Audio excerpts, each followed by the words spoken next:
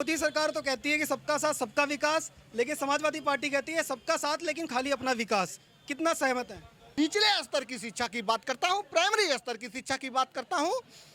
आप मेरा ईंट का घर बना हुआ हो, उसके ऊपर टाटा टिस्कान की सरिया का बड़ा बड़ा पिलर लगा के बना दिया जाए और नीचे वाला मकान मेरा ईंट का गारे की माटी से जोड़ दिया जाए, क्या वो ऊपर की बिल्डिंग टाटा टिस्कान से बन के नीचे की बिल्डिंग उसका लोड सह लेगा? का मैं इतना सारा जब विश्लेषण सुना तो मुझे इनके बारे में एक ही बात याद आया कि ना खाता ना बही, जादव जी जो कहे हुए सही। आज उत्तर प्रदेश को कोई उत्तम प्रदेश बनाना चाह रहा है, फिर भी आप जातिवाद के जहरीले बोल को बोलकर उसको पीछे खींचने का कार्य कर रहे हैं। क्या उत्तर प्रदेश की जनता इन सब आपके करतूतों के लिए कभी आपको माफ कर पाएगी? सैफई महोत्सव क्यों रोक दिया गया, पूछ लीजिए। पहले सैफई महोत्सव होता था, तमाम विदेश से और देश की तमाम डांसर आते थे, फिल्म बम्बई से अच्छे अच्छे एक्ट्रेस आती थी, करोड़ों रुपए उनको किराया उनको दिया जाता था, उनका पैसा, वहाँ पे जेट विमान उतरते थे। मैं भाई साहब से पूछता हूँ, ये साधु आ गए, योगी बाबा आ गए, तो सैफई महोत्सव क्यों रुक गया? वो पैसे कहाँ से आते थे? वो अरबों और खरबों रुपए सैफई महोत्सव के ऊपर कहाँ से खर्च होते थे? पूर्व कैबिनेट मंत्री के हाथों से नामांकन का पर्चा छीन लिया गया, उसे फाड़ दिया जाता है, उनके कॉलर को पकड़ा जाता है। पूरी मेरी बात सुनी जाए, मेरी बात कम से कम मुझसे भी 5 मिनट 10 मिनट सुना जाए, मेरी भी बात 10 मिनट सुनी जाए। पहले मेरी बात सुनी जाए। सीता और सुनिए, सीता नाम पूछ लेते, खाली नाम पूछ लेते, खाली नाम। लालजी वर्मा है, पूर्व मंत्री का नाम लालजी वर्मा है, और लालजी वर्मा के ऊपर आज तक कोई FIR नहीं दर्ज है। उत्तर अंबेडकर नगर जिले में विकास पुरुष के नाम से वो व्यक्ति जाना जाता है। इतने बड़े स्तर के नेता होंगे कि अभी हाल फिलहाल 2 महीना पहले बहन मायावती जी ने, अभी 2 महीना पहले, देखिए वो दलित होकर भी हमारी बहन है, बहन मायावती जी ने अभी 2 महीना पहले उनको पार्टी से निकालने का कार्य किया है। ये उसी लालजी वर्मा का बात कर रहे हैं। और हाँ, पूर्व मंत्रियों के साथ ऐसा होगा अगर गायत्री कुमार प्रजापति जैसा मंत्री होगा। महंगाई सबसे बड़ा मुद्दा शिक्षक मुद्दा है।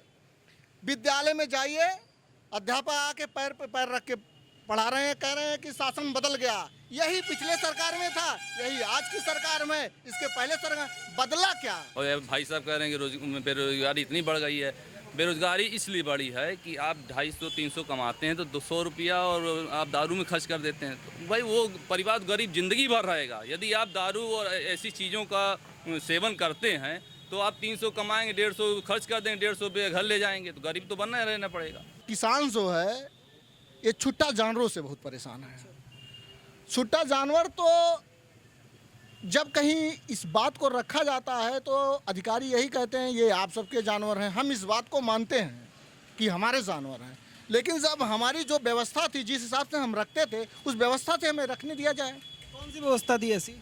ऐसी व्यवस्था थी, हम सब के जानवर बिक जाते थे, लेकिन आज की डेट में जानवर कोई खरीदने नहीं आता है। नहीं, मुझे बड़ी हंसी आती है जब मैं ये सब बात सुनता हूँ। कहीं ना कहीं भाई साहब मतलब गाय जो कटती है, बछड़े जो कटते हैं, उसको जायज़ ठहरा रहे हैं और उसके बाद अपने आप को बोलेंगे कि हम कृष्ण के वंशज हैं। और एक जानवर का जो है उसका खर्च भोजन का 30 रुपये है।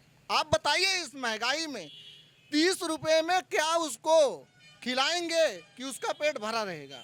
मैं इनसे पूछना चाहता हूँ, ये बोल रहे हैं 30 रुपया मिलता है, भैया नीचे प्यूमा का जूता पहने हुए हैं, ब्रांडेड शर्ट और जींस पहने हुए हैं। मुझे पूर्ण विश्वास है कि कम से कम रोज 10 गायों को पालन पोषण करने के लिए 200-500 रुपया ये जरूर दे सकते हैं। इनकी स्थिति देखकर मैं समझ गया आर्थिक रूप से ये बड़ी सुदृढ़ हैं।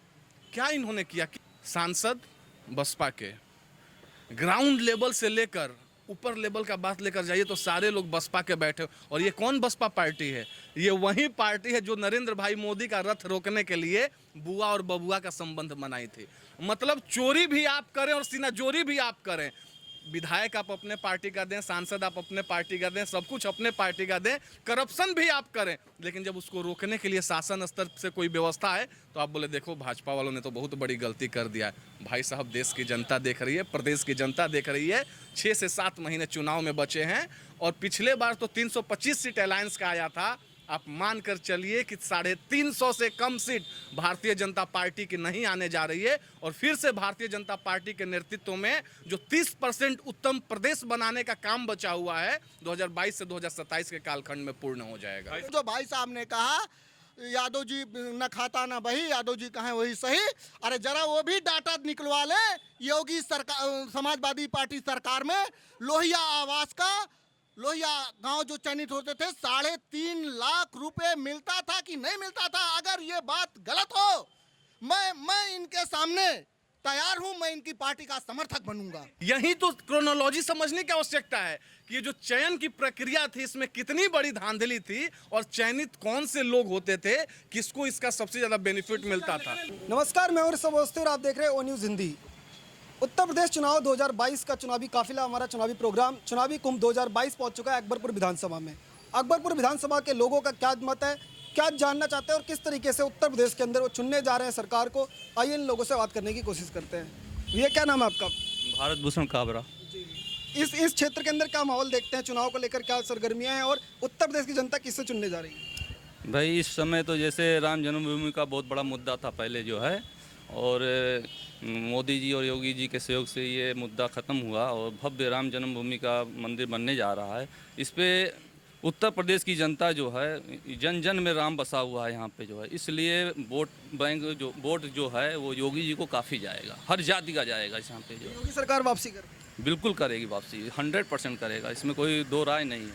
कुछ लोग और उनसे बात कर लेते हैं। भैया आपका क्या नाम है? गिरीश यादव। यादव जी, आपको क्या लगता है उत्तर प्रदेश के अंदर जो जनता है वो इस बार किसे चुनने वाली है और क्या बड़ी वजह होने वाली सरकार को चुनने? उत्तर प्रदेश की जनता जो है महंगाई, बेरोजगारी से बहुत ज़्यादा त्रस्त है। सबसे बड़ा मुद्दा जो है महंगाई, पेट्रोल डीजल जो है सबसे ज़्यादा महंगाई पे मार करता है, क्योंकि ट्रांसपोर्ट का जो है खर्च डीजल से ही बढ़ता है।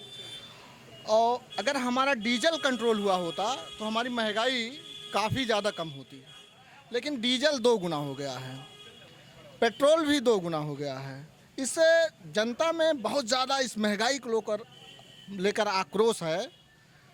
उसके साथ साथ गांव में किसान जो है ये छुट्टा जानवरों से बहुत परेशान है।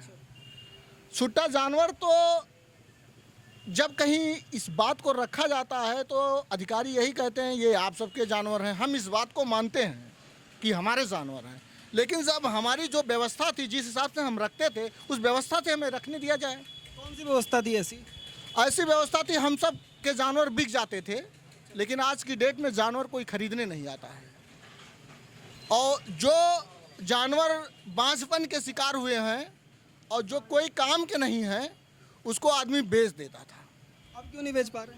कोई उसके ग्राहक नहीं है। सरकार पता नहीं क्या क्या व्यवस्था रखी है इसमें कि उसके कोई ग्राहक नहीं आते हैं।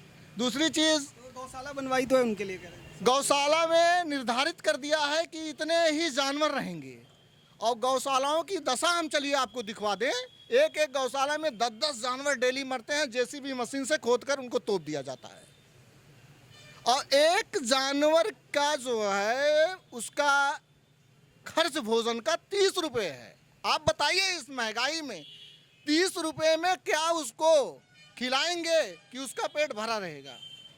30 रुपये में एक जानवर का खर्च है, आप पता करिएगा, जो हमको जानकारियां हैं। 30 रुपये में 30 रुपये में खिलाया जाता है। हम भी राम के भक्त हैं, हम भी राम को मानते हैं, हमारे वंशज श्री कृष्ण हम भी मानते हैं, सब कुछ है, लेकिन सबसे बड़ा मुद्दा पेट का मुद्दा है, महंगाई। सबसे बड़ा मुद्दा शिक्षा का मुद्दा है।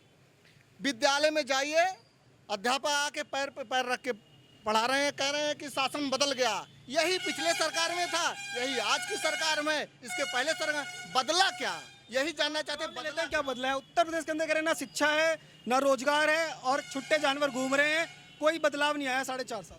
देखिए, ये अपना देश हिंदुस्तान अपनी सभ्यता और संस्कृति के लिए जाना जाता है।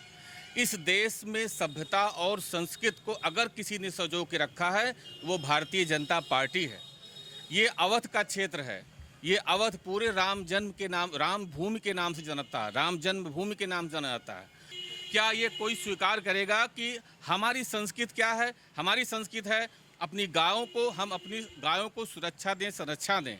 मैं भारतीय जनता पार्टी को अभी भी धन्यवाद, बार बार धन्यवाद देना चाहता हूं कि उन्होंने इस सभ्यता और संस्कृति को बचा के रखा है। सुप्रीम कोर्ट, माननीय उच्चतम न्यायालय ने जो राम जन्मभूमि के पक्ष में फैसला किया है वो एक तरह से स्वागत योग्य है, और ये भी एक अपनी सभ्यता और संस्कृति का बहुत बड़ा बेहतरीन उदाहरण है। मैं कभी नहीं इस बात पे कभी नहीं मान सकता कि हमारी गायें, हमारी जानवर तस्करी करने के लिए, आपने अक्सर सुना होगा तमाम गोवध अधिनियम बने हुए थे। उस गोवध अधिनियम में हर हफ्ते 10 ट्रक 15 ट्रक, मैं तो एडवोकेट हूँ, मैं तो जानता हूँ, रोज 2 गाड़ियाँ 3 गाड़ियाँ अवैध पकड़ी जाती थी थानों पे। आज बता दीजिए, आज जितने भी काउसलाटर के धंधा करने वाले लोग थे, जो जानवरों को विक्रय करने वाले लोग थे, सब धंधे खत्म करके मूंगफली और फल बेच रहे हैं। मैं जानता हूँ कि भारतीय संस्कृति को अगर किसी ने संजोया है, संभाला है और रखा है, तो भारतीय जनता पार्टी ने उसको संजोग रखा है। और मैं इसलिए भारतीय जनता पार्टी को और माननीय योगी जी को इसके लिए बहुत बहुत धन्यवाद देना चाहता हूँ। जिन जानवरों की आप बात करें तो वो कह रहे जानवरों को तो रक्षा के लिए, सांस्कृतिक रक्षा के लिए उनको बात करें। जो जानवरों की बात कर रहे हैं भाई साहब ने जो कहा कि जानवरों को वध के लिए ले जाया, उससे ज़्यादा बुरी स्थिति है इस समय। आप किसी भी गौशाला में जाएंगे, वो भूख प्यास के बिना तड़प तड़प के मर रहे हैं, उनका पेट पूरा तरीके से चिपका हुआ है, पानी नहीं पा रहे, चारा नहीं पा रहे हैं। किसी ये मानते हैं कि पहले ऐसा होता था जो ये तब भी स्लाटर हाउस थे, आज भी स्लाटर हाउस हैं, तब भी थे, आज भी हैं, आज भी मूंगफली बेचने करे, गाय को जो तस्करी वाले मूंगफली बेचने लगे। हाँ, छुट्टा जो लोग बगैर लाइसेंस के ऐसा काम करते थे वो बंद है, ये सत्य है। लेकिन देश में आज भी स्पोर्ट हो रहा है, आज भी स्लाटर हाउस चल रहे हैं, लेकिन उन्हें लाइसेंसधारी हैं, वो बड़े बड़े पूंजीपति, अरबपति, खरबपति लोग हैं, वो उनके मोटा पैसा आ रहा है, वो सरकार को मोटा कमीशन दे रहे हैं। गरीब आदमी है जो जो अपना रोजी रोटी छुट्टे तरीके मतलब खोची तरीके से चलाता था, वो रोजी रोटी बंद कर दिया सरकार ने। की बात कर ली, मुद्दा क्या है इस बार चुनाव में? आप लोग किस चीज को ध्यान रख के वोट करने वाले हैं? हम लोग सबसे बड़ा मुद्दा है बेरोजगारी, महंगाई। इस बार रोजगार नहीं मिले कोई 4.5 साल में। रोजगार तो आप देख ही रहे हैं, 1.5 साल तो कोविड को लेकर कट गया। जो लोगों की दुकानें थी, जो लोगों की व्यवस्था था, सब बंद कर दिया गया। लोग रोड पे आ गए हैं। कोई आदमी फल लगा रहा है, मास्क नहीं लगाया है, उसका 200 रुपये 250 रुपये चालान कट जा रहा है। 250 रुपये वो जो है कमाना है, गलती से मान लीजिए वो भूल गया, उसको समझाया नहीं जाता, उसको चेतावनी नहीं दी जाती। सुभाष सिंह जी हमारे साथ जुड़े हैं। सुभाष सिंह जी, आप कैसे बताएंगे? कह रहे हैं कि ये लोग तो मास्क से चालान कटवा दे रहे हैं, गरीब के ऊपर अत्याचार हो रहा है, और साथ के साथ कह रहे हैं कि पूरी तरीके से रोजगार जो है वो 4.5 साल के अंदर बिल्कुल नहीं मिला, अखिलेश यादव के टाइम पे मिलता। नहीं, मुझे बड़ी हंसी आती है जब मैं ये सब बात सुनता हूँ। कहीं ना कहीं भाई साहब मतलब गाय जो कटती है, बछड़े जो कटते हैं, उसको जायज़ ठहरा रहे हैं, और उसके बाद अपने आप को बोलेंगे कि हम कृष्ण के वंशज हैं। और आज सौभाग्य से कृष्ण जन्माष्टमी भी है। अब देखिए कृष्ण के कैसे वंशज हैं, जो कि हिंदू संस्कृति में गौ को माता का दर्जा दिया गया है। हम लोग गौ दूध से पूजा पाठ से लेकर के पालन पोषण में हर एक जगह उसका इस्तेमाल करते हैं, और ये बोल रहे हैं कि हमारे अनुसार गौ का कटना इसलिए जायज़ है क्योंकि गौ के कटने से कुछ लोगों को, कुछ चंद लोगों को, और वो कौन से चंद लोग हैं जो एम और वाई का समीकरण बनाते हैं, वैसे लोगों को रोजगार मिल जाता है। मैं इनसे पूछना चाहता हूं कि क्या आप वोट बैंक की राजनीति के लिए, आप तुष्टिकरण के राजनीति के इतने बड़े पक्षधर हो गए हैं कि आपको समझ में नहीं आता है कि सनातनी संस्कृति क्या होती है? जब बड़े भाई ने बताया कि ये पूरा अवध का क्षेत्र राम जन्मभूमि के क्षेत्र से जाना जाता है, तो आपको राम की महत्ता नहीं समझ में आती है। और आप किस तरह के शिक्षा के स्तर का बात कर रहे हैं? मैं बड़ी देर से इनके बातों को सुन रहा था। हमारे भारतीय, और हमारे का मतलब हम नहीं, चूंकि हम लोग राष्ट्रवादी हैं, इसलिए जब भारतीय जनता पार्टी की बात आती है तो कहीं ना कहीं लगता है कि हम सबकी अपनी पार्टी है। भारतीय जनता पार्टी में ऐसे ऐसे सांसद हुए हैं, ऐसे ऐसे नेता हुए हैं जिन्होंने इतने स्कूल कॉलेजेस और डिग्री कॉलेजेस खोल दिए हैं कि वो एक सरकार के बराबर है। अब आप इमेजिन कीजिए कि जब एक गोंडा कैसरगंज के रहने वाले हैं ब्रिजभूषण शरण सिंह जी, शायद बड़े भाई जानते होंगे उनको, नेताजी, 75 डिग्री कॉलेजेस उन्होंने तो सिर्फ देवी पाटन मंडल और फैजाबाद में खोला हुआ है। अगर मैं गलत बोल रहा हूं तो आप इनसे पता करें। भारतीय जनता पार्टी का एक सांसद एडुकेशन मॉडल को उस लेवल पर लेकर जाता है जहां पर 75 कॉलेजेस इसलिए ओपन होता है कि वहाँ के जो बच्चे हैं वो दूर दराज के क्षेत्रों में ना जाएं, वहाँ के जो बच्चे हैं वो वहाँ पर रहकर शिक्षा दीक्षा ग्रहण करें। और उससे जो रोजगार का ये चर्चा कर रहे हैं वो एक और ऐसा मॉडल है जो देश के सामने आना चाहिए। आप इमेजिन कीजिए कि 75 कॉलेजेस से कितने टीचिंग और कितने नॉन टीचिंग स्टाफ्स को नौकरियां मिलती होंगी। स्वास्थ्य का ये बात कर रहे हैं, आज स्वास्थ्य के व्यवस्था का पूरा दुनिया कायल है योगी जी के स्वास्थ्य व्यवस्था का। सुरक्षा का ये बात करेंगे, आपके बगल में आप उनसे राय ले लीजिएगा, बड़े भाई हैं, व्यवसायी हैं, यहाँ के प्रतिष्ठित व्यवसायी हैं, आप उनसे पता कीजिएगा कि 2012 से 2017 का जो समाजवादी पार्टी का कालखंड था, या 2007 से 2012 का बसपा का कालखंड था, या 2017 के बाद अभी जो कालखंड चल रहा है, इन तीनों में व्यवसायी अपने आप को सबसे सुरक्षित कहाँ पर महसूस कर रहे हैं। और जब आपके यहाँ ईज ऑफ डूइंग बिजनेस के मामले में उत्तर प्रदेश सबसे पीछे रहेगा, जो सपा के सरकार में हुआ करती थी।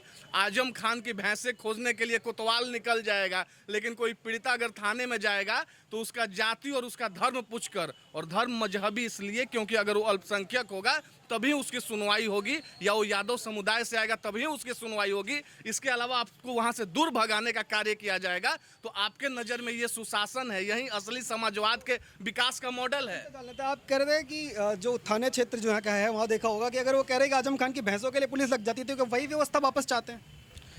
ऐसा कुछ नहीं है, लोगों का कहना है किसी की भैंस चोरी हो, किसी का कोई चीज़ सामान चोरी हो, अगर वो थाने में FIR करेगा तो उसके लिए पुलिस की व्यवस्था है, पुलिस अपना काम करेगी। तो आपकी सुनवाई होती है थाने में जाकर? इस समय थाने में दलाली तगड़ी चल रही है।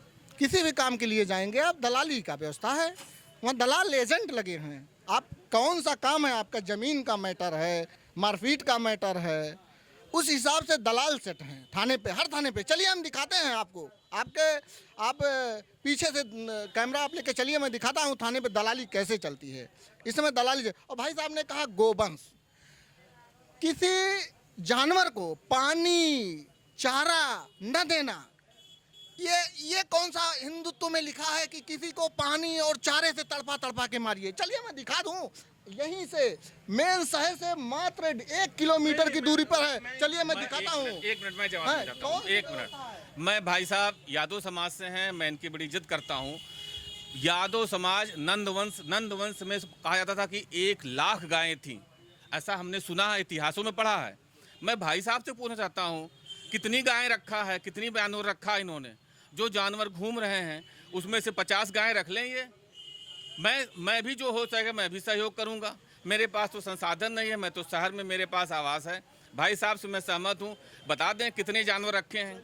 जाए तो कृष्ण जन्माष्टमी है, यादव भी हैं आप, तो क्यों नहीं गाय रख लेते? जितनी हमारी कैपेसिटी हम गाय रखे हैं। हमारे पास 2 गायें हैं, 3 भैंसें हैं, 5 जानवर हमारे पास हैं। अब अच्छे से रखते हैं, आज से नहीं, हमारे बाप दादा के समय से हमारे यहाँ दूध, मट्ठा, घी अपने घर का बना हुआ हमेशा मिलता है। और हमारे यहाँ आज भी जो भाई साहब कह रहे हैं, हमारे यहाँ आज भी गाय को पहली रोटी दी जाती है। हमें हिंदू का पाठ पढ़ाया जाता है, हमारे यहाँ आज भी गाय को पहली रोटी दी जाती है। हमारे आप कह रहे हैं कि पहली रोटी गाय को दी जाती है, दूसरी आप कह रहे हैं स्लेटर हाउस में भेज नहीं पा रहे इसलिए समस्या है। तो असली जड़ क्या है? मैं कहता हूँ स्लेटर हाउस पूरे देश में बंद कर दिया जाए। क्यों बड़े बड़े पूजे जब बंद किया तो इतनी समस्या फिर कैसे? देश में स्लेटर हाउस आज भी हैं। ये जो हमारे जानवर हैं छुट्टा, इसको रात को धीरे धीरे पकड़ के ले जाया जा रहा है, इसको फ्री में ले जाया जा रहा है। इसका पैसा नहीं पा रहा है किसान, इसको फ्री में ले जा रहे हैं। 10 रुपए 5 रुपए में भी उसको कोई पूछने वाला नहीं है। इसको चुप्पे में रात में पकड़ेंगे, बड़े बड़े स्लॉटर हाउस में। कह रहे हैं कि गाय, पहले कह रहे गाय की समस्या है, अब कह रहे गाय फ्री में ले जा रहे हैं इसलिए समस्या है। असली मुद्दा क्या है? नहीं, समस्या भाई साहब ने जो बोला यादव जी ने कि कुछ समस्या तो देखिए छुट्टी जो गाय बैल सब घूम रहे हैं, तो इसकी उचित अब ऊपर शासन से तो व्यवस्था की गई, लेकिन निचले स्तर पे जो है पूर्ण रूप से व्यवस्था नहीं हो पा रही है। और ये छुट्टे जो घूम रहे हैं, इनको जो केंद्र बना है उसमें ले जाके रखना चाहिए। और भाई साहब कह रहे हैं कि जो 30 रुपया दिया जा रहा है उनसे वो रोज नहीं उनका भरण पोषण हो रहा है। तो मैं कहना चाहता हूँ कि गांव के जो लोग हैं वो क्यों नहीं मदद करते हैं? गौ माता बोलते हैं लेकिन मदद नहीं करेंगे। क्यों आप शासन के पीछे ही पड़े हैं? क्यों नहीं खुद अपना उनको रखते हैं अपने पास? गाय दूध देना बंद कर देती है, उसको आप सड़क पे छोड़ देते हैं। ये कहाँ का न्याय है जो है? योगी सरकार को 4.5 साल पूरे हो गए हैं, सुरक्षा व्यवस्था के मुद्दे से कितना देखते हैं सरकार को, कितना काम किया? भाई देखिए, इस सरकार में जो है व्यापारी वर्ग को काफ़ी राहत महसूस हो रही है, क्योंकि लॉ एंड ऑर्डर जो है जैसे पहले बसपा सरकार में था, मायावती जी करती थी, उससे बहुत अच्छा, उससे भी 2 गुना अच्छा जो है व्यापारियों के लिए और बाकी लोगों के लिए भी जो है बहुत अच्छा न्याय व्यवस्था है, उसमें कोई संदेह नहीं है। तो अगर चुनाव के पर्सपेक्टिव से बात करें तो उत्तर प्रदेश के अंदर जो यादव समाज है वो क्या पहले की तरह धारा में ही बहेगा या इस बार कुछ बदलाव आएगा? यादव समाज किसी के अपने आप को गिरवी नहीं रखा है। यादव समाज किसी को गिरवी नहीं रखा है। लेकिन रही बात वोट की, तो भाई साहब ने अभी कहा कि यादव अगर है, उसके यादव लिखा है तो उसकी बात सुनी जाएगी। तो भाई साहब ने इंगित कर दिया अगर हमारी बात वहीं सुनी जाएगी तो वहीं सुनाएंगे। कहाँ, समाजवादी पार्टी में? अब आप समझिए, अगर समाजवादी सरकार कि योगी सरकार में सुनी जाती थी, हमारे ऊपर लिखा है यादव, हमारी बात तब सुनी जाती थी। तो हमारी बात आज नहीं सुनी जा रही है, तो जब जहां हमारी बात सुनी जाएगी वहीं हम सुनाएंगे। योगी सरकार अगर हमें जगह ही नहीं दे रही है तो हम कैसे अपनी मत रख दें वापस चले? नहीं, मैं एक बात इनको बताना चाहता हूं कि भारतीय जनता पार्टी में यादवों की बड़ी पूछ है और भूपेंद्र यादव जी केंद्रीय मंत्री हैं, राष्ट्रीय महामंत्री भी हैं भारतीय जनता पार्टी के। नंदकिशोर यादव अब चले जाइए पटना में, भारतीय जनता पार्टी से ही विधायक हैं, उसके पहले पथ निर्माण मंत्री रहे थे। बहुत सारे हमारे सांसद लोग हैं जो लोग की यादव होते हुए भारतीय जनता पार्टी में हैं। एकमात्र ऐसी पार्टी है जिसमें इरिस्पेक्टिव ऑफ कास्ट, क्रीड और रिलीजन सबकी बातें सुनी जाती है। और भाई साहब से मैं एक बात बताना चाहूँगा कि जातिवाद के इस जहरीले बोल करके आप समाज को तोड़ने का कार्य कर रहे हैं, खंडित करने का कार्य कर रहे हैं। आप अपने दिमाग में ये जरूर रखिएगा कि अगर हम राम के वंशज हैं तो आप कृष्ण के वंशज हैं, और जब राम और कृष्ण के वंशज मिल जाएंगे तभी हम समाज को एक नई दशा और दिशा देंगे, देश को नई दशा और दिशा देंगे। आपके लिए जो लोग बाहर से आकर के तालिबानी शक्तियों का समर्थन करते हैं वो आपके अपने हो जाते हैं, लेकिन इस राष्ट्र में यहाँ से अयोध्या 50 किलोमीटर है। आप भैया से पूछिए, इनका जन्म मुझे पूर्ण विश्वास है कि 92 से पहले हुआ होगा। 92 के आसपास ये 14-15 साल के भी हो चुके होंगे, जब तथाकथित बाबर जैसे आक्रांताओं के उस नक्शे को गिराया जा रहा था। इन्होंने क्या सहयोग किया था और ये क्या सनातनी संस्कृति को पढ़ पाएंगे?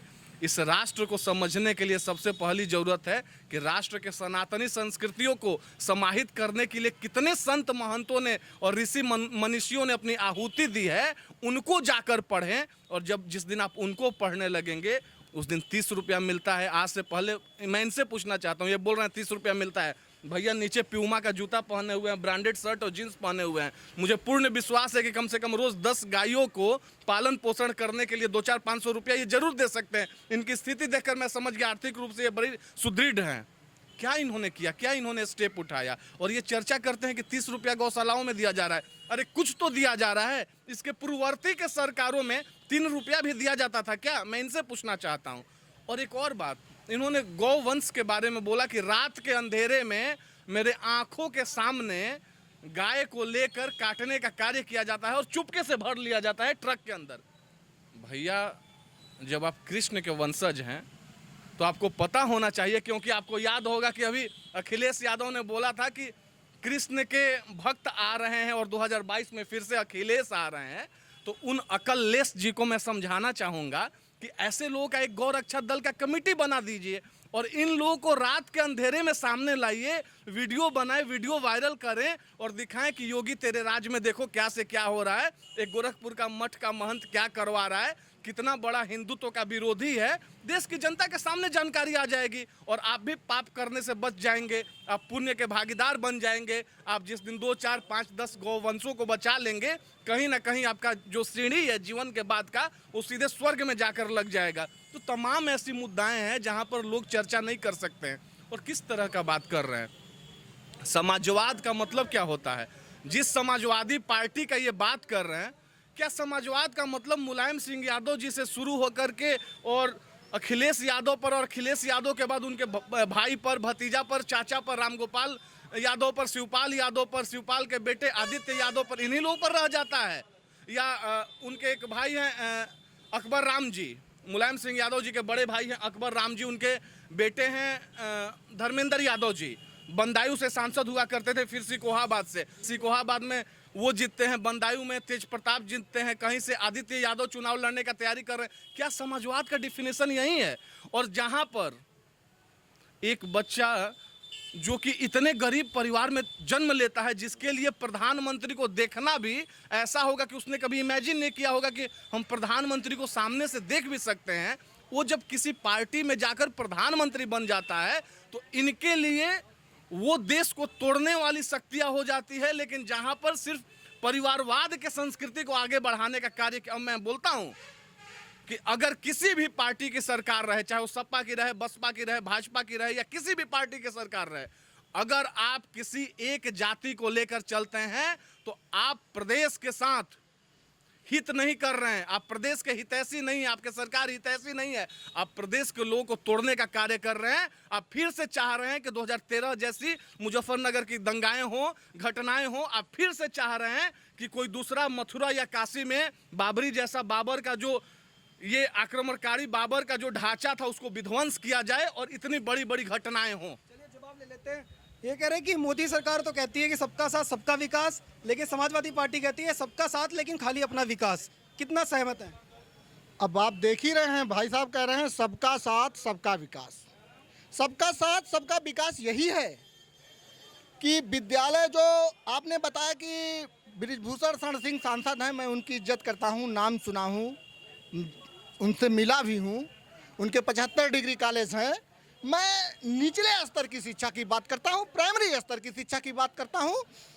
आप मेरा ईंट का घर बना हुआ हो, उसके ऊपर टाटा टिस्कान की सरिया का बड़ा बड़ा पिलर लगा के बना दिया जाए और नीचे वाला मकान मेरा ईंट का गारे की माटी से जोड़ दिया जाए, क्या वो ऊपर की बिल्डिंग टाटा टिस्कान से बन के नीचे की बिल्डिंग उसका लोड सह लेगा? मैं कहता हूँ प्राइमरी स्तर की शिक्षा, जो निचले स्तर की शिक्षा है, गरीब आदमी जो 5 किलो राशन के लिए दिन भर लाइन लगाता है, 5 किलो राशन के लिए दिन भर लाइन लगाता है, और उसको कहते हैं भाई अंगूठा नहीं लगा भैया, आज नहीं कल आइएगा, अंगूठा नहीं लग पाया है, आज नेटवर्क नहीं है, आज नेटवर्क नहीं है, आज कोटेदार नहीं है।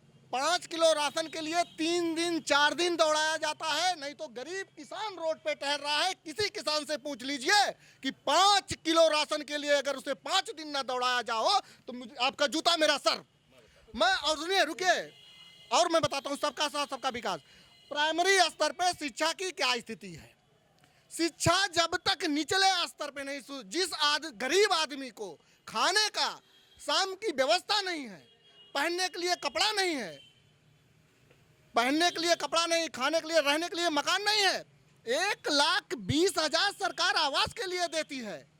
1,20,000 में कौन सा मकान बन जाएगा? 150 रुपये फीट मोरंग मिल रहा है, 650 रुपये, 65 रुपये कुंतल सरिया है, 70 रुपये फीट गिट्टी है। अखिलेश सरकार में मिल रहा था, अखिलेश सरकार में इतनी महंगाई नहीं थी, 150 रुपये फीट मोरंग नहीं था। 1,20,000 जो आप बोल रहे हैं, 1,20,000 40 रुपये फीट मोरंग था। 1,20,000 मिल रहा था। 1,20,000 नहीं, 3.5 लाख रुपए अखिलेश सरकार में मिलते थे, लोहिया आवास के नाम पे 3.5 लाख रुपए मिलते थे। आप भी ये इसी क्षेत्र के रहने वाले हैं?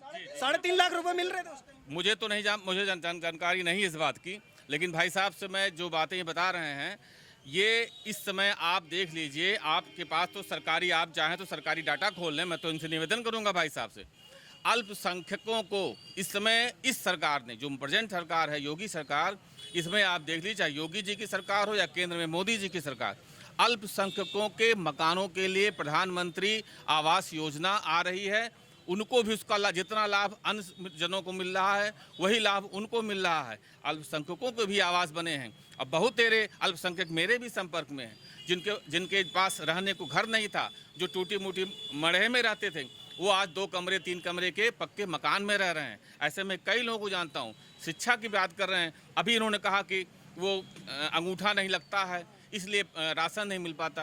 प्रधानमंत्री जी ने डिजिटल इंडिया का एक नारा दिया था, सारे लेन देन डिजिटल हो रहे हैं। आप यहाँ बैठे हैं, यहीं से आप अपने लड़के को, जो आपका बच्चा अगर मद्रास चेन्नई में शिक्षा ग्रहण कर रहा है, तो आपको बैंक में भागने की ज़रूरत नहीं है। आप अपने मोबाइल पे खोलिए, उसको आप तुरंत ट्रांजैक्शन ट्रांसफ़र करिए अमाउंट, आपको कहीं भागने की ज़रूरत नहीं है। अगर वो ये पद्धति नहीं अपनाई जाएगी, जो पहले की सरकारों में घोटाले होते थे कि पता चला कि एक 10 बोरा अनाज मिलता था, कोटेदार 5 बांटता था, 5 सरकारी बनिया को बेच देता था। आज क्या है, जितना मिल रहा है उसके पास डिजिटल रिकॉर्ड है, जो वो दे रहा है उसके पास भी डिजिटल रिकॉर्ड है। तो डिजिटल रिकॉर्ड अगर है तो कोई घोटाला नहीं कर सकता। मैं तो कहता हूँ भाई साहब को समझना चाहिए। लगातार तो ये है, अखिलेश यादव के पक्ष में जब बोल रहे हैं और कह रहे हैं कि अखिलेश यादव सरकार थी 3.5 लाख मिलते थे, अब ऐसी क्या समस्या आ गई कि आपने 1.5 लाख पे ला दिया, 1,20,000 पे ला दिया? नहीं भैया का मैं इतना सारा जब विश्लेषण सुना तो मुझे इनके बारे में एक ही बात याद आया कि ना खाता ना बही, यादव जी जो कहे हुए सही। मतलब समझे, ना खाता ना बही, यादव जी जो कहे हुए सही। ना खाता है ना बही है, यादव जी जो बोल दिए उसको मान लीजिए। प्राइमरी स्कूल की ये बात कर रहे हैं। मैं इनसे पूछना चाहता हूं कि कितने ऐसे प्राइमरी स्कूल थे जो अखिलेश यादव जी के सरकार में थे और योगी जी ने आया तो उनको तोड़वाने का कार्य किया। प्राइमरी स्कूल की संख्या कब घटेगी? जब आपने स्कूल बनवाया हो और मैं सत्ता में हूँ, आते ही मैं उसको तोड़वाने का कार्य करूँ, चिन्ह कर कि चिन्हित कर लिया कि ये अखिलेश जी ने बनवाया, ये अखिलेश जी ने बनवाया, ये अखिलेश जी ने बनवाया, इनको तोड़ दो। घटेगी तब संख्या? उल्टे वहाँ पर संख्या बढ़ी ही है। 1,20,000 रुपये जो इंदिरा आवास का योजना मिल रहा है, हम लोग तमाम ऐसे जगहों पर गए और अब मान कर चलिए, बड़ी अच्छा बड़े भाई ने बोला, ऐसे ऐसे अल्पसंख्यक समुदाय के लोग जिन्होंने कभी सोचा नहीं था कि हमको ये छत नसीब होगा, ईंट वाली छत नसीब होगी, वो लोगों के चेहरे पर आज खुशी है, क्योंकि उन लोगों को भी कम से कम 2-2 कमरे का मकान उसमें बन गया और वो सीमेंटेड वैसे घर के अंदर रह रहे हैं। और रोजगार की बात कर लेते हैं थोड़ा सा, भैया बड़ी परेशान है। कम से कम आने वाली नस्लों को ये जरूर बताइएगा कि पढ़ाई का कोई ऑप्शन नहीं होता है। अगर आप शिक्षित हैं तो आप रोजगार करके भी एम्प्लॉयड बन सकते हैं, और उससे बड़ी एजुकेशन की पॉलिसी कुछ नहीं होती है, उससे बड़ी एम्प्लॉयमेंट की पॉलिसी कुछ नहीं होती है। ऑन एन एवरेज 2 साल भाई साहब कोविड का पैंडेमिक रहा। 25 मार्च 2020 को देशव्यापी स्तर पर नरेंद्र भाई मोदी ने लॉकडाउन का घोषणा कर दिया था, और उसके बाद से आज जब हम आपसे चर्चा कर रहे हैं तो 30 अगस्त 2021 है। लगभग 17 महीने हो गए, 17 महीने से 5 दिन ज़्यादा ही हो गए। 17 महीने 5 दिन में कितना कामकाज बर्बाद हुआ है ग्लोबल लेवल पर। मैं सिर्फ देश का नहीं चर्चा कर रहा हूँ, कहाँ पैंडेमिक ने क्या असर छोड़ा है ये सब आप लोग देख रहे हैं। लेकिन उसके बावजूद अगर उस 17 महीने को हटा देते हैं तो 4.5 साल का मतलब होता है कि 54 - 17 मतलब 37 मंथ्स में योगी आदित्यनाथ जी ने 4,63,000 सरकारी नौकरियां दी है, और 5 साल में अखिलेश जी 4 लाख सरकारी नौकरियां दिए थे। ये भूल जाइए, इसका मैं नहीं चर्चा करना चाह रहा हूं कि गौतम बुद्ध नगर में जो नोएडा है वहां पर सैमसंग जैसी कंपनी बीजिंग से आकर स्थापित हो रही है। कितने सारे कंपनीज और कितनी सारी फैक्ट्रियां जो कि बाहर चाइना में कहीं पर थी या कोई किसी भी देश में था, इस पैंडेमिक की वजह से जो वहां से भागने का कार्य कर रहे थे, उनके लिए अगर सबसे पहला बिजनेस डेस्टिनेशन कोई बना तो उत्तर प्रदेश बना। और उसके बाद सरकारी डाटा में तो आप कहीं टिकते ही नहीं है। प्राइवेसी क्या हो रहा है, प्राइवेट सेक्टर्स में कितने कंपनी जाकर आपके देश में निवेश कर रहे हैं, और जो निवेश जिस स्थान पर कर रहे हैं वो किस प्रदेश में पड़ता है, वहाँ तक तो आप टिक ही नहीं पाएंगे। जीवर जैसे इंटरनेशनल एयरपोर्ट बन रहे हैं, बगल में फिल्म सिटी बन रही है, वर्ल्ड क्लास की फिल्म सिटी। एक साथ 5-5 इंटरनेशनल एयरपोर्ट्स का काम चल रहा है, 5-5 एक्सप्रेसवेज का काम चल रहा है। इनके बगल में पूर्वांचल एक्सप्रेसवे, अभी भाई साहब लोग बता रहे थे कि यहाँ से अगर आप बलिया जाना चाहते हैं, जो यहाँ से लगभग 220 किलोमीटर है, 220 किलोमीटर का दूरी तय करने में आपको 2.5 घंटा लगता है। और ये समय वो था जब अखिलेश जी के शासन में ऐसी सरकारें थीं और ऐसे शासन का प्रयोग होता था कि वहीं डिस्टेंस तय करने में 5-5 घंटा 6-6 घंटा लगता था। उत्तर प्रदेश का स्थिति लोगों ने ये करके रख दिया था कि उत्तर प्रदेश का नाम सुनते ही मन में लूट, चोरी, छिनतई ये सब घटनाएं सामने आने लगती थी। आप किस प्रदेश का बात कर रहे हैं? आज उत्तर प्रदेश को कोई उत्तम प्रदेश बनाना चाह रहा है, फिर भी आप जातिवाद के जहरीले बोल को बोलकर उसको पीछे खींचने का कार्य कर रहे हैं। क्या उत्तर प्रदेश की जनता इन सब आपके करतूतों के लिए कभी आपको माफ कर पाएगी? मैं इनसे पूछना चाहता हूँ। ये जो ये कह रहे हैं कि एक्सप्रेसवे जो है वो बन रहे हैं, ऐसा तो नहीं है? फिर से बोल दे अखिलेश यादव कि हमारे नाम बनवाए हमने था। यादव ने ही इसका शिलान्यास, अखिलेश यादव ने ही, अखिलेश यादव की सरकार के समय ही काम शुरू हो गया था। भाई साहब लॉ एंड ऑर्डर की बात कर रहे हैं। एक प्रदेश के कैबिनेट पूर्व मंत्री जिनके हाथों से अभी चंद दिन हुए ब्लॉक प्रमुख के चुनाव में पूरे जिले में इस बात की चर्चा थी। वो इतनी हिम्मत हुई उस गुंडे की कि पूर्व कैबिनेट मंत्री के हाथों से नामांकन का पर्चा छीन लिया गया, उसे फाड़ दिया जाता है, उनके कॉलर को पकड़ा जाता है। पूरी मेरी बात सुनी जाए, मेरी बात कम से कम मुझसे भी 5 मिनट 10 मिनट सुना जाए, मेरी भी बात 10 मिनट सुनी जाए। पहले मेरी बात सुनी जाए। और सीता और सुनिए, सीता नाम पूछ लेते, खाली नाम पूछ लेते, खाली नाम। लालजी वर्मा है, पूर्व मंत्री का नाम लालजी वर्मा है, और लालजी वर्मा के ऊपर आज तक कोई FIR नहीं दर्ज है। उत्तर अंबेडकर नगर जिले में विकास पुरुष के नाम से वो व्यक्ति जाना जाता है। की बात कर रहे हैं, सुरक्षा तो कह रहे हैं। लालजी वर्मा के बारे में मैं इतना ही जानता हूं, लालजी वर्मा जी के बारे में मैं इतना ही जानता हूं कि वरिष्ठ बहुजन समाज पार्टी के नेता रहे हैं, और कितने बड़े स्तर के नेता होंगे कि अभी हाल फिलहाल 2 महीना पहले बहन मायावती जी ने, अभी 2 महीना पहले, देखिए वो दलित होकर भी हमारी बहन है, बहन मायावती जी ने अभी 2 महीना पहले उनको पार्टी से निकालने का कार्य किया है। ये उसी लालजी वर्मा का बात कर रहे हैं। और हाँ, पूर्व मंत्रियों के साथ ऐसा होगा अगर गायत्री कुमार प्रजापति जैसा मंत्री होगा। लीजिए, लालजी वर्मा जी गायत्री प्रसाद प्रजापति जैसे मंत्री नहीं थे। और जो आपने कहा पार्टी निकालने की बात आपने कहा, भारतीय जनता पार्टी ने अपने नेताओं को नहीं निकाला है। भारतीय जनता पार्टी ने दूसरे दलों से निष्कासित नेताओं को अपने वापस पार्टी में नहीं लिया है। तमाम क्रिमिनल, तमाम FIR दर्ज हुए नेताओं के ऊपर आप भारतीय जनता पार्टी में हैं। भारतीय जनता पार्टी के समय में कमीशन खोरी बंद हो गई है। आज भी सड़क में 18% कमीशन विभाग का तय है। अभी इसी जिले की, इसी अकबरपुर नगर पालिका की नगर पालिका अध्यक्ष रो रही थी, और युवा उनसे कमीशन का मैटर था। कमीशन का मैटर खुलेआम DM आए और समझौता हुआ कि ये पार्टी की बात है, ऊपर सरकार अपनी है, उसको दबाएगा। मेरी बात पहले पूरी सुन ली जाए, आप कह रहे हैं लॉ एंड ऑर्डर की बात। सीतापुर में ब्लॉक प्रमुख के चुनाव में बेटी बचाओ बेटी पढ़ाओ अभियान में एक महिला के साथ उसके साड़ी को खींच लिया जाता है, पूरे दिन टीवी पर चलता है। क्या उस व्यक्ति को सजा मिली?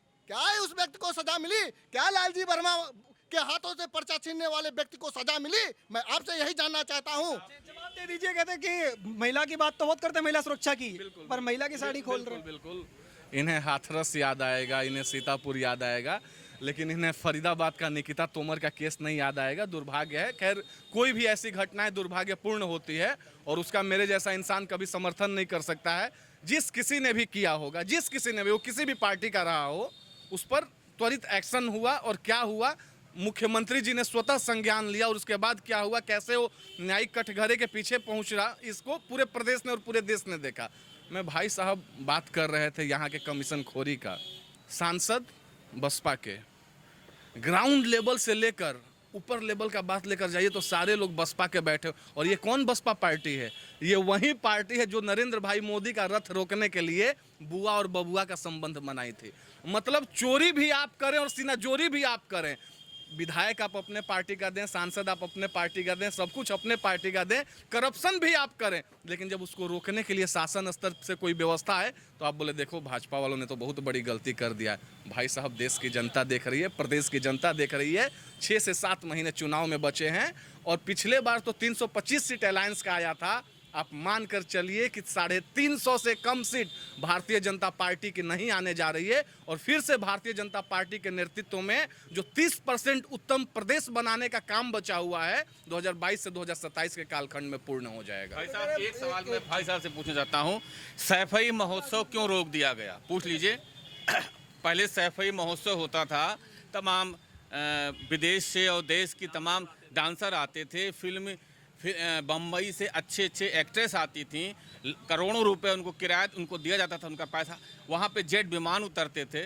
मैं भाई साहब से पूछता हूँ, ये साधु आ गए, योगी बाबा आ गए, तो सैफई महोत्सव क्यों रुक गया? वो पैसे कहाँ से आते थे? वो अरबों और खरबों रुपए सैफई महोत्सव के ऊपर कहाँ से खर्च होते थे? अब क्यों नहीं खर्च हो रहे हैं? मैं भाई साहब से पूछना चाहता हूँ। सरकार चली गई तो सैफई महोत्सव खत्म।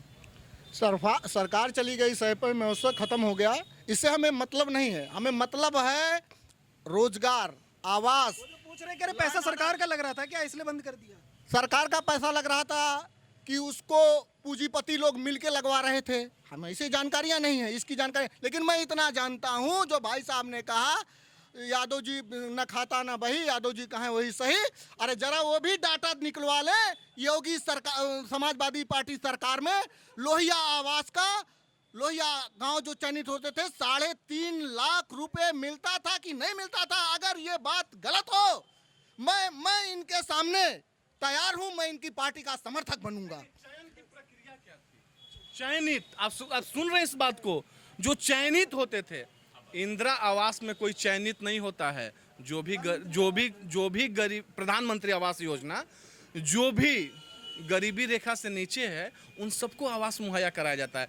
यही तो क्रोनोलॉजी समझने की आवश्यकता है कि ये जो चयन की प्रक्रिया थी इसमें कितनी बड़ी धांधली थी और चयनित कौन से लोग होते थे, किसको इसका सबसे ज्यादा बेनिफिट मिलता था। बिल्कुल, ये लोहिया आवास की जो आप बात कर रहे हैं, प्रधानमंत्री आवास में क्या बड़ा बदलाव क्या है? लोहिया आवास और प्रधानमंत्री आवास में यही है कि उसका पैसा 33% कर दिया गया। इंदिरा प्रधानमंत्री आवास की प्रक्रिया की थी, लोहिया आवास किसको मिलता था? लोहिया आवास छप्पर नुपा मकान वाले व्यक्ति को मिलती थी, किसी भी जाति से हो, किसी भी जाति का हो। चलिए मैं दिखाऊं कितने लोगों को मिलता था, जितने लोग उस गांव में गरीब होते थे लगभग। आज 5 साल की बात करेंगे, 10 साल की बात करेंगे। तमाम परिवार ऐसे हैं जो अलग हुए हैं, जिनके 4 बेटे थे आज अलग हो गए। हम उसी स्थान पे फिर खड़े हो गए, जहां कल थे वहीं आज खड़े हो गए। हमारी बात होने दीजिए ना। हमारे एक परिवार के 4 पुत्र, चारों लोग अलग हो गए। एक परिवार के लिए 3.5 लाख रुपया मिलता था और 4 पुत्र अलग हो गए और चारों को अगर 1,20,000 रुपए मिल रहे हैं तो 1,20,000 इंटू 4 4,80,000 रुपया होता है। और 3.5 लाख के 4,80,000 कर दिया, अब भी खुश नहीं मैं है। कहता हूँ उसी चारों को 3.5 लाख मिलता तो 5 साल पहले, 10 साल पहले मैं भाई साहब से पूछता हूँ, क्या वो नाइक, रिबाक, एडिडास जानते थे? 20 साल पहले लोग जानते थे। सरकार में जान रहे हैं, योगी सरकार आने से जान रहे हैं। योगी सरकार आने से नहीं जान रहे हैं, दिनों के दिन लोग जागरूक होते जा रहे हैं। ऐसा नहीं है, लोग जागरूक होते जा रहे हैं, पढ़ लिख के लोग जागरूक हो रहे हैं। ये तो मान रहे हैं कि पढ़ लिख रहे हैं, पढ़ लिख रहे हैं, मान रहे हैं। मैं ये बात कर रहा हूँ, ऐसा नहीं है। 20 साल पहले जो व्यवस्था थी वो व्यवस्था थोड़ा आगे बढ़ेगी, ऐसा नहीं है। जहाँ थे आप वहीं रहेंगे, आप आगे बढ़ेंगे। एक गरीब मजदूर आदमी मड़ई में रहता था, पुआल का जो है वो बनाता था रहने के लिए छप्पर, आज उसको टीन सेट बनाता है। आप कह रहे हैं रोजगार मिला है। 204 रुपए मजदूरी है, मनरेगा में 204 रुपए मजदूरी है। आज भी 250 रुपए में मजदूर नहीं मिलते हैं, 250 रुपए में मजदूर नहीं मिलते हैं और 204 रुपए में 204 रुपए ही इनकी मजदूरी है। और वो भी मजदूरी 1 महीने उधार की, 2 महीने उधार की। पता लगा हमारा मस्टोरल नहीं निकला है। काम तो करवा लेते, पैसा तो देते ही नहीं। भाई साहब इस टाइम 350 रुपया जो है लेबर का रेट है, वो भी मिलते नहीं है। और ये भाई साहब कह रहे हैं कि बेरोजगारी इतनी बढ़ गई है। बेरोजगारी इसलिए बढ़ी है कि आप 250-300 कमाते हैं तो 200 रुपया और आप दारू में खर्च कर देते हैं, तो भाई वो परिवार गरीब ज़िंदगी भर रहेगा। यदि आप दारू और ऐसी चीज़ों का सेवन करते हैं तो आप 300 कमाएंगे, 150 खर्च कर देंगे, 150 रुपये घर ले जाएंगे, तो गरीब तो बनना रहना पड़ेगा। योगी सरकार ने लॉकडाउन में सबसे पहले शराब ही खोल दिया, कोई और व्यवसाय नहीं बचा था। सबसे पहले शराब खरीदे लाइन में लग करके, शराब खोल दिया, शराब की व्यवस्था। जब ये बोल रहे हैं कि 100 रुपए खाली अगर दारू में लगा देते हैं तो खत्म हो गई, वो कह रहे हैं आपने दारू सबसे पहले कोरोना में काल में क्यों खोल दिया? यही तो मैं कह रहा हूँ भाई साहब से कि शिक्षा का स्तर बढ़ रहा है, धीरे धीरे लोग जागरूक हो रहे हैं। अब नशाखोरी कम हो रही है पहले की अपेक्षा। पहले नशाखोरी ज़्यादा थी, अब नशाखोरी कम हो रही है। जब शिक्षा का स्तर बढ़ेगा, लोग अपने सुख स्वभाव को समझेंगे, उसी अनुसार वो पले बढ़ेंगे। अब पहले लोग अब कह रहे हैं भाई साहब कि योगी सरकार ने लॉकडाउन में दारू की दुकान खोल दिया। सबसे ज़्यादा भाई साहब को मालूम होना चाहिए, चाहे किसी की गवर्नमेंट हो, सबसे ज़्यादा राजस्व अगर किसी से प्राप्त होता है वो शराब की बिक्री से प्राप्त होता है। और इस कोरोना काल में सारी जनता को सहेज के, संभाल के ले चलना, रखना, उनके जीवन यापन की व्यवस्था करना। आप बता दीजिए 2-2 महीने तक इस लॉकडाउन में, कोरोना काल में 2-2 महीने तक मुफ्त भोजन हर जिले में, हर ब्लॉक पे, हर तहसील पे 2-2 महीने मुफ्त भोजन बटे हैं। दोनों टाइम, एक बार दोपहर में भी भोजन बटा है, एक बार शाम को भी भोजन बटा है, और लोग घरों से आके खाना पैक करा के ले गए, और राशन अभी भी मुफ्त मिल रहा है। फिर क्या समस्या है? क्यों जातिवादी सोच नहीं खत्म हो रही है? मैं तो यही निवेदन करना चाहूँगा। अगर कह रहे हैं अखिलेश यादव हो या यादव पूरा जो समाज है, अगर योगी आदित्यनाथ बाहें फैलाकर स्वागत कर रहे हैं यादव समाज का, तो क्या आप जाने के लिए तैयार हैं योगी के साथ? योगी सरकार से मैं ये निवेदन करना चाहता हूँ कि जितने प्रदेश हैं यूपी में यादव समाज का मुख्यमंत्री बना दें। कोई कैबिनेट मंत्री एक ही बता दे यादव समाज का हो। यादव समाज के विधायक नहीं है, एक है गिरीश यादव विधायक। यादव का मुख्यमंत्री बनेगा तभी यादव को वोट देंगे। रहने वाले राज्य मंत्री हैं, नहीं क्यों नहीं, हमारी बात कौन सुनेगा? यादव समाज के लोग को एक मुख्यमंत्री बना दे। वो कह रहे हैं कि यादव के, अगर यादव लिखा रहता था तो थाने पे काम होता था, जहाँ जाते थे काम होता था। अगर योगी सरकार ये कह रही है, वो कौन करेगा? अगर योगी सरकार कह रही है कि ब्राह्मण चाहे वोट दे, चाहे ठाकुर वोट दे, वैश्य समाज से वोट दे, शूद्र समाज से वोट दे, सभी का मुख्यमंत्री एक है, जो पार्टी चुनेगी वो बुरा है, सिर्फ यादव समाज का बना दिया जाए तभी सब वोट? नहीं, यादव समाज का ये कह रहे हैं ना, कर नहीं रहे हैं। कथनी और करनी में अंतर है, कहना और करना दोनों अलग है। परिवार, भाई साहब कहना है कि परिवार जो है मुलायम सिंह यादव का ही परिवार का रहेगा, तभी हम वोट देंगे, नहीं तो वोट नहीं देंगे। यदि वो ब्राह्मण यदि मुख्यमंत्री बना देते हैं तो ये वोट नहीं देंगे। इनका मतलब यही है। अंत में एक आपसे वाइड लेते हैं कि कह रहे कि योगी सरकार को अगर सिर्फ हम तब वोट देंगे जब यादव को मुख्यमंत्री की घोषणा कर दे। कितना मान? नहीं, अब मैं क्या बात करूं। अब हर एक जाति अगर हर एक जाति ऐसा डिमांड करने लगे तो ये संभव नहीं है, क्योंकि भारत में बहुत विभिन्न तरह के वर्ण और जातियां हैं।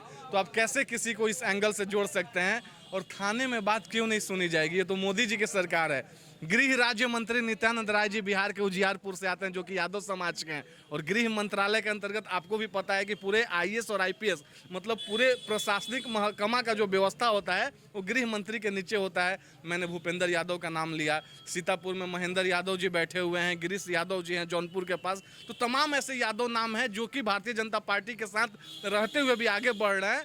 लेकिन अब ऐसे लोग को क्या आप उनको समझा सकते हैं जो कि बोले कि मुझे कम दिख रहा है और अभी धूप है, तो आप डॉक्टर के पास ले जाकर इलाज कराएंगे और बता देंगे कि नहीं धूप नहीं है, हल्का सा बादल छाया हुआ है। लेकिन जो लोग इस चीज़ को देखते हुए कि बादल छाया हुआ है लेकिन नौटंकी करें कि नहीं ये धूप ही है, कड़क धूप है, 50 डिग्री सेंटीग्रेड का धूप है, तो वैसे लोग को आप नहीं समझा सकते हैं। बहुत बहुत धन्यवाद हमारे साथ बात करने के लिए। तो उत्तर प्रदेश के अंदर हमने लगातार ग्राउंड रिपोर्ट दिखा रहे हैं, आपको पहुंचा रहे हैं कि पब्लिक का ओपिनियन क्या है, यहाँ के लोगों का जो है मत मिला जुला मत था। लेकिन ज़्यादातर लोगों का कहना है योगी आदित्यनाथ की सरकार लगातार काम कर रही है और 2022 में भी योगी आदित्यनाथ की सरकार जो है वो फिर से बनने जा रही है। आप देखते रहिए ओ न्यूज़ हिंदी। धन्यवाद, जय हिंद।